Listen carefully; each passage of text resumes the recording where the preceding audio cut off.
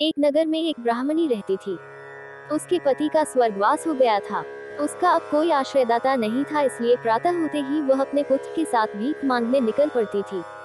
भिक्षाटन से ही वह स्वयं व पुत्र का पेट पालती थी।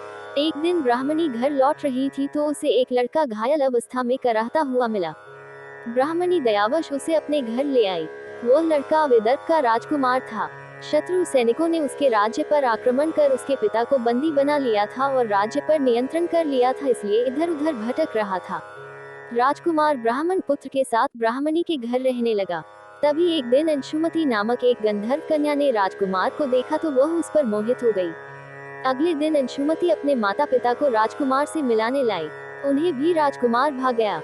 कुछ दिनों बाद अंशुमति के माता पिता को शंकर भगवान ने स्वप्न में आदेश दिया कि राजकुमार और अंशुमति का विवाह कर दिया जाए।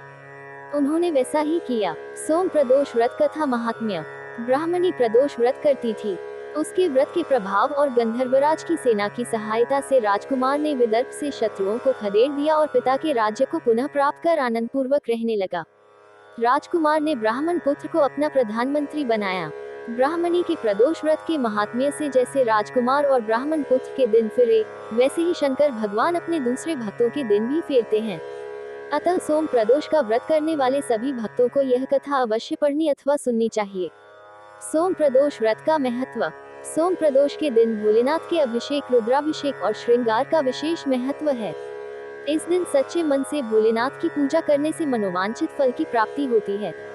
लड़का या लड़की की शादी विवाह की अड़चनें दूर होती है। संतान की इच्छा रखने वाले लोगों को इस दिन पंचगव्य से महादेव का अभिषेक करना चाहिए। वहीं ऐसे जातक जिन्हें लक्ष्मी प्राप्ति और करियर में सफलता की कामना हो, उन्हें दूध से अभिषेक करने के बाद शिवलिंग पर फूलों की माला अर्पित करनी चाहिए।